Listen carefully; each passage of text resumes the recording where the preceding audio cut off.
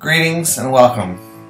My name is Anthony Brookhart, and I'm a chef, a grandson, and a family caregiver. I'm so very honored to have the opportunity to share my story with you today and the wonderful legacy of my beloved grandmother. Keep a smile on your face and a song in your heart.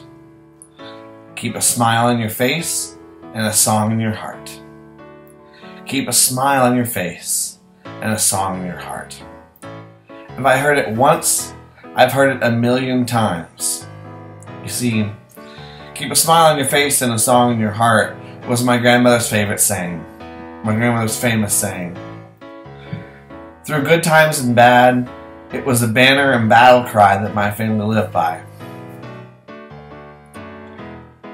So there I was, summer of 1989, an energetic 5-year-old little boy, living, at the time, my whole life's dream. You see, my grandparents took our entire family to what I call Disney World. I was standing next to my grandmother, who was sitting on a park bench on Main Street, USA, in the Magic Kingdom of Disney World. The afternoon parade had just finished, and I leaned over to my Grams and I whispered into her ear, "Grams, I'm gonna work here someday." It was my grandmother who, when I was 5, assured me that, of course, if I kept a smile on my face and a song in my heart and worked really hard, I could one day get my dream job at Walt Disney World. 20 years later, almost exactly to the day, after I got that dream job, it was my grandmother who, as we celebrated that dream job, reminded me that this is why we keep a smile on our face and a song in our heart. 10 years ago, I made the hardest, yet easiest, decision of my life. I left my dream job at Disney World. All I knew at the time was Graham's health was declining and I needed to be there. When I returned home, Graham's first words to me were, "Tony, it sucks getting old, but I've got a smile on my face and a song in my heart." When Graham had her reconstructive back surgery, she went into the operating room with a smile on her face and a song in her heart. Right before they wheeled her out, she put on a pair of googly-eye glasses just to make the doctors laugh. That jolly spirit in good and bad times is the spirit of keep a smile on your face and a song in your heart. My family and I dealt with the first few stages of Alzheimer's for 7 years before a diagnosis was given.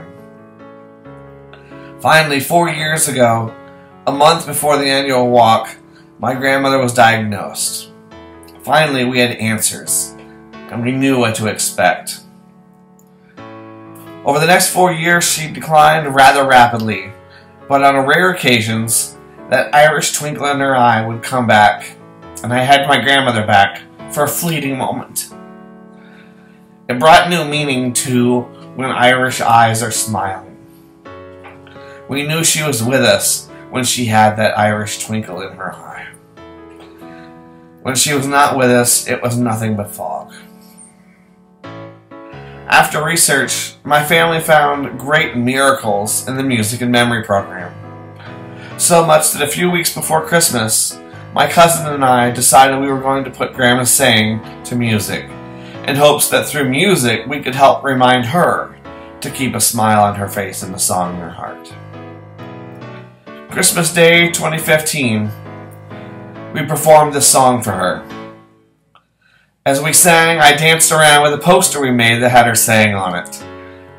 And I could see the exact moment when it clicked in her eyes. This was her song. This was her saying put to music. You see, when I tell this part of the story, I usually leave out one important detail. But in this avenue, I think it's important to share the hard things as well. You see, a week before Christmas Day was actually the first time we had planned on sharing the song with my grandmother. It was our annual Christmas weekend, like we had done every year before. We met like we usually do Saturday evening for church, and then returned to my grandparents' house for food, festivities, and gifts. That evening, Gran was doing well. She spoke with all of us, and great pictures were taken. The next day was the day we had planned on sharing the song with her. As we started the second day of our festivities, Graham and Gramps were absent. They were absent for the meal and for about half of the day. We had decided to go over to the care facility Gramps was staying at to give her the gift of this song that we had prepared. We had arrived not knowing what kind of state Grandma would be in. As we arrived, we were probably struck with our worst fear. Grams was in a state where she was completely out of it. Though her eyes may have been open, she didn't respond to any sort of stimulation or communication. This was probably one of the hardest things for all of her beloved grandkids to see. Reluctantly, we still went on. We played the song and sang along with it. We sang the lyrics that meant so much to all of us. Yet Grams was so deep in the fog of this disease she had no idea what was going on.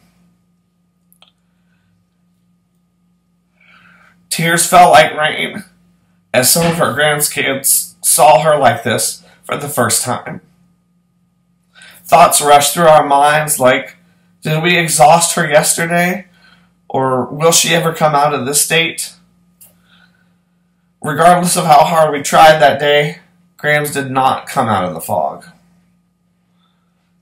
We left with hearts broken, as the realities of this disease truly hit us hard. I prepared myself, once we got the diagnosis, for her to not remember my name. I was prepared for sundowners. I was prepared for her to have days where she was in the fog just like she was in the story. What I was not prepared for was when the days that came that her body forgot how to swallow, that her body forgot how to eat. In December of 2016, 3 days after her 86th birthday, we got the call that I dreaded. We rushed to my grandmother's side and I held her hand. And I softly sang her favorite hymn, On Eagle's Wings. That night, I sang my grandmother to sleep, heavenly sleep. As hard as this disease is, I am sure, if we keep walking and we keep doing events like the longest day, and we keep advocating for those affected by this disease, we will one day see the first survivor of Alzheimer's. At my grandmother's memorial, we celebrated her life in the spirit of keep a smile on your face and a song in your heart. As we said goodbye, we all wore googly eye glasses. Something that she absolutely would have loved and would have just made her laugh. Something she absolutely enjoyed doing. I can still hear her voice in my ear saying, "I love to laugh." And that is the spirit of keep a smile on your face and a song in your heart. To keep her legacy alive, we have since created a smileandasong.com to bring our motto, our grandmother's motto, our family battle cry, to the world. We created these bracelets to help remind all those we come in contact with to keep a smile on their face and a song in their heart. And until the day that we see the first survivor of Alzheimer's, I personally will continue to raise funds. I will continue to raise awareness. And I will keep speaking out as an advocate so no more families have to experience the heartache mine has through through this disease. Unfortunately, this is not where our family Alzheimer's story ends. Sadly, with Alzheimer's, sometimes caring for a loved one has more of an effect on the caregiver than the person living with Alzheimer's. Those who are a caregiver are 2/3 more likely to get Alzheimer's from the strains and stresses caregiving has on the brain. Caregivers are also more likely to see declining health because of these same reasons. In the last minutes of this past April, again, I found myself in the same position I was just over a year prior.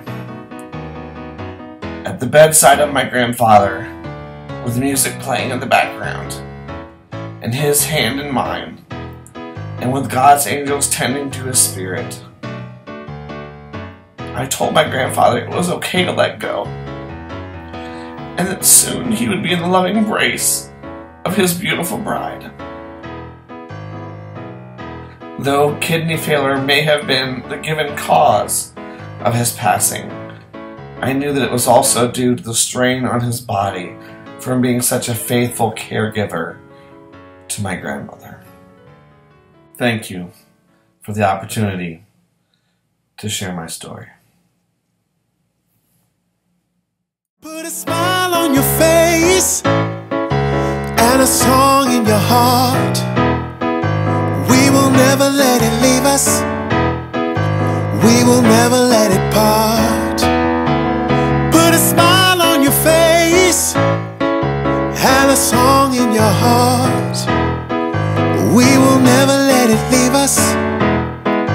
We will never let